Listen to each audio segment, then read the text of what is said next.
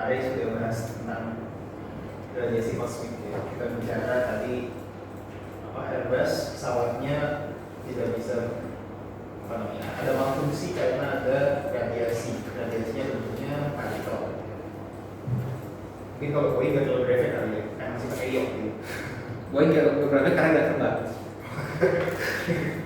Oke, kita berangkat dulu dari radionuklida ini dulu. Ini kita bicara tadi Pak Renan bahas tentang pesawat dan juga radiasi kosmik. Kalau yang akan saya bahas hari ini adalah kontaminasi cesium di Cikande. Ini sebenarnya kejadian kecelakaan radiasi maksudnya. Sebenarnya ini lumayan parah tingkatnya, tapi mungkin kalau di media nggak begitu diangkat gitu ya, karena memang sangat localized, jadi mungkin orang nggak terlalu takut.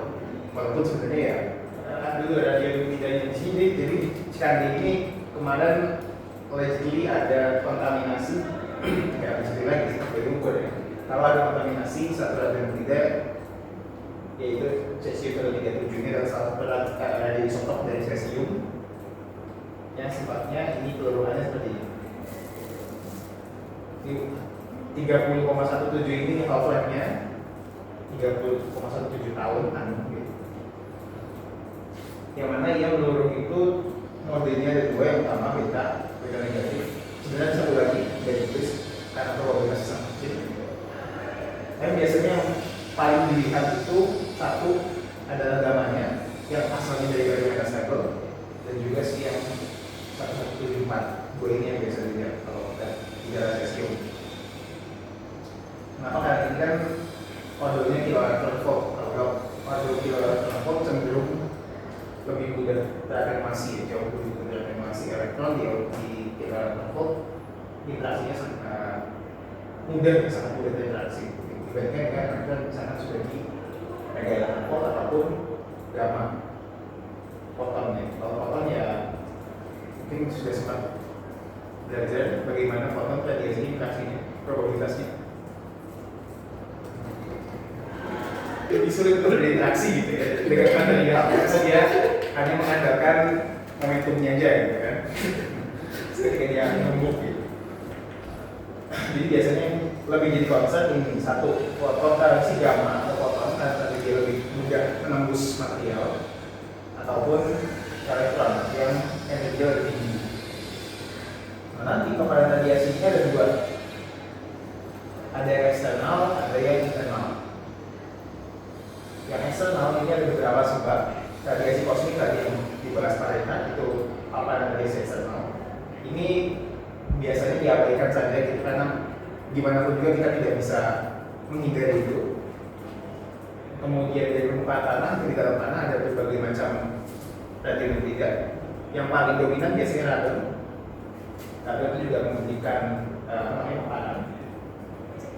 Lalu ada dua ini yang biasanya buatan dan juga buatan ya. Kita di pemanfaatan radiasi dan kecelakaan radiasi di sumber radiasi yang sama. Kemudian ada paparan radiasi internal. Kalau ini yang saya tuliskan ini sebab-sebabnya apa?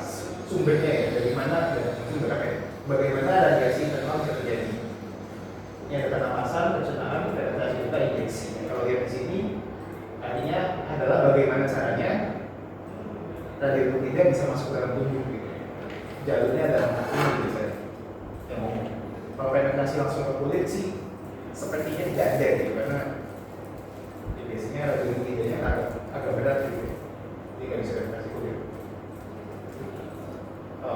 Sebenarnya saya berpikir harusnya tambahan lagi yang saya bahas itu interaksi radiasi dengan jaringan tubuh.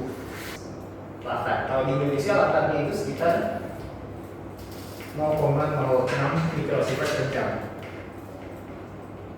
0,06 mikrosievert. Satuannya familiar sievert. Ada radiasi sejumlah ini. Tapi kita mau tahu sumbernya apa. Ada yang kebayang caranya seperti apa? Kalau ada yang mengambil kelas radiologi dan dosimetri harusnya tidak dari sini. Harusnya. Kalau kita pakainya vektor seperti ini kan kita cuma tahu jumlahnya aja. Nah, kalau kira-kira mau tahu energinya seperti apa? Oh ya, terus duluan. Oke. Maksudnya kalau kita mau tahu jenisnya itu kan caranya cara paling mudah dengan radiasi energi apa saja yang muncul gitu ya. Kira-kira kalau mau tahu energinya seperti apa? Ini bentuknya aja lah biasanya. Ini kita punya grafik ini. Sumbu ini jumlah, sumbu X-nya ini. Nanti ada polanya, pola seperti apa? Dilihat spektroskopi gambar ini lihat spektrum radiasi, spektrum energi radiasi dari satu radio tiga. Yang nantinya kita jadi tahu. Tadi kan kita punya karakternya cesium seperti apa? Peaknya ada di 0,617 mega volt gambarnya. Jadi artinya ketika saya cek di sampelnya ternyata muncul peak di nilai ini. Walaupun ini masih lewat ya. Ini udah dilewat dari ambang di garis negara. Nah itu dari deteksi. Pertama dicari dulu oleh si satgas apa saja jenis radiasi yang ada, seberapa batasnya, ternyata udah melebihi batas dengan batas yang sangat besar gitu ya. Bahkan kalau untuk seorang pekerja radiasi saja batasnya itu hanya sekitar 20 milisievert per tahun. Seorang pekerja radiasi itu dibatasi dalam setahun tidak boleh lebih dari 20 milisievert penerimanya. Kalau 3,3 milisievert radiasinya 6 jam udah sampai 6 jam udah tembus dan nggak bisa kerja lagi gitu. Itu maksudnya radiasi kalau lewat aja atau maksudnya radiasinya harus dekat sama sumbernya atau secara rata-rata di daerah situ? Oh, ini satu titik. Salah satu titiknya ada satu titik. Oh, salah satu titik. Ini emang yang paling tingginya sih sebenarnya. Jadi kalau rata-rata di daerah di desanya itu mungkin lebih rendah. Iya. Kalau tinggal di rumah gitu kecuali sial banget gitu. Iya. Nanti ada, jadi di salah satu langkahnya juga ada namanya pemetaan. Jadi di satu daerah itu sudah dipetakan di daerah mana yang lebih tinggi, daerah mana yang lebih rendah. Gitu. Jadi setelah deteksi setelah deteksi akhirnya dilakukan pembatasan. Jadi daerah Cikande itu dibatasi, di sekitarnya itu ditaruh namanya RPM. Itu apa namanya? Radiation monitoring lah ya. Yang mana jadinya setiap orang yang mau masuk atau keluar itu harus dicek ada radiasi atau tidak gitu. Supaya kita mau lokalisasi tempatnya. Jadi radiasinya jangan sampai menyebar lagi keluar dari daerah Cikande. Nah, karena kita juga tahu di situ ada banyak titik radiasi, akhirnya dilakukan juga oleh si satgas tersebut relokasi. Jadi warga-warga yang tinggal di daerah sana itu minta pindah terlebih dahulu. Kenapa? Karena concern tadi mereka bisa kena kedua paparan ini, eksternal dan internal. Internal ya udah nanti kalau internal sebenarnya kita sudah masuk ke tubuh akan peluruh ya, peluruhnya dua, ada peluru secara fisik ya, artinya memang peluruhan seperti biasa kita CS 30 tahun half-life-nya, dan juga ada peluruhan biologis yang keluar ya, diekskresikan ya, entah itu lewat keringat, entah itu lewat giur ya. Selama lokasi itu juga dilakukan pengujian kontaminasinya, kira-kira orang-orang ini sudah terkontaminasi atau tidak dengan radiasi tersebut. Ini juga termasuk tadi sih spektroskopi gambarnya gitu ya. Nah ini yang di depan ini gambar whole body counter. Jadi orang masuk situ dicek ada berapa radiasi yang keluar dari tubuhnya. Oke.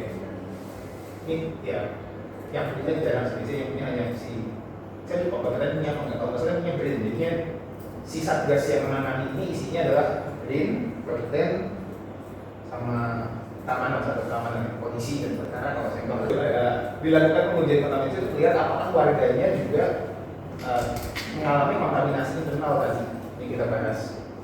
Karena kan yang mereka udah tinggal lama di situ dan ternyata tadi ketika kita lihat kronologi kontaminasinya sudah ada dari 2021 kemungkinan. Sebenarnya ini dari mana sih sebenarnya jadi si PT VPM ini kita peradaban mandiri dia processing metal ternyata dari mana satgas bisa di PT ini ada radiasi karena di limbah-limbah bekasnya kita ternyata memiliki si yang tadi 3,3 ini adanya titiknya di dekat limbahnya dia. Ini kan limbah pengolahan dari stainless steel-nya. Dan ternyata si limbah tersebut juga dipakai warga untuk ngaspal jalan. Jadi bayangkan saja, si limbah itu isinya radioaktif dipakai untuk jadi jalan. Oke, nah selain yang tadi VTM, ternyata ada perusahaan metal lain juga yang menghasilkan limbah tersebut. Dan yang si Peter Metal ini lebih parah lagi karena bukan parah ya, kontribusinya tidak hanya dari limbah tapi juga airborne. Kan kalau di processing di limbah berarti kan pasti ada partikulat yang jadi asap gitu ya. Ketika dia di smelting atau dinginkan gitu mungkin ya. Ada yang dia volatile, dia akhirnya terlepas ke udara. Nah ini juga dari CMT ini prosesing tersebut mengakibatkan kontaminasi yang sifatnya bukan fisik, bukan dari padatan ataupun cairan, tapi dari airborne atau dari udara. Yang makanya tadi di rumah warga itu banyak ada terdeteksi ada radiasi juga. Bahkan kemarin itu ada salah satu rumah warga yang benar-benar dindingnya itu menghasilkan radiasi yang cukup tinggi. Saya lupa berapa angkanya, tapi udah di atas batas untuk kejar radiasi. Kejar radiasi itu cukup tinggi, batas ini 20 desibel per tahun tinggi. Berangkatnya dari mana 20 desibel ini dari pohonnya atomic bomb. 1 milisievert selama seumur hidup. 1 sievert selama seumur hidup. Tadi dari pengujian kontaminasi akhirnya, tadi kita sudah ada lokasi, ada pembatasan, kita juga sudah tahu sumbernya dari mana. Tadi deteksi awal kita tahu ada beberapa titik, akhirnya dilihat atau dipetakan lah ya.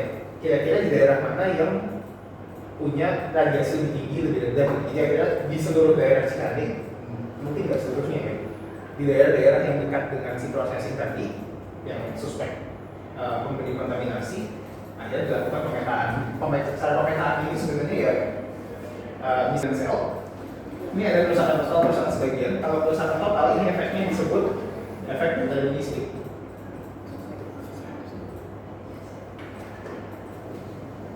Jadi artinya tadi ada cukup banyak sel yang mati sampai organnya bisa terganggu.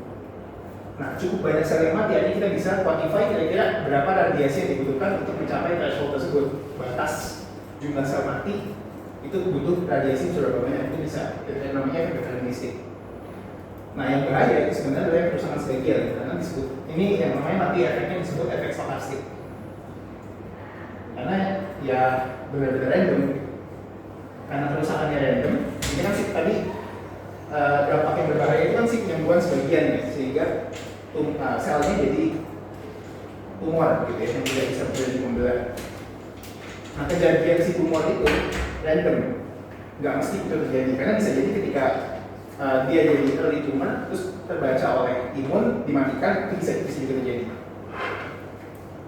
Nah, ada beberapa tumor yang nantinya tidak terdeteksi oleh imun sehingga dia dapat tetap bertahan, yang itu dapat dikuantifikasi jadi efek stokastik. Nah, tapi karena ini probabilistik, jadinya kita tidak benar-benar tahu butuh berapa banyak radiasi untuk menghasilkan kejadian tersebut. Dan nilai ini ya probabilitasnya meningkat seiring dengan ditambahnya radiasi yang diterima. Jadi seberapa kecil pun radiasi yang diterima itu dapat menyebabkan si penyembuhan sebagian si tumor. Si cancer. Kalau nggak ada misalkan lower bound, kalau misalkan sekian itu pasti terjadi kerusakan tubuh seperti itu. Kalau misalkan small scale mungkin ya stokastik, tapi kalau high scale itu pasti ada semacam absolut gimana? Oh iya, itu yang deterministik. Oh iya.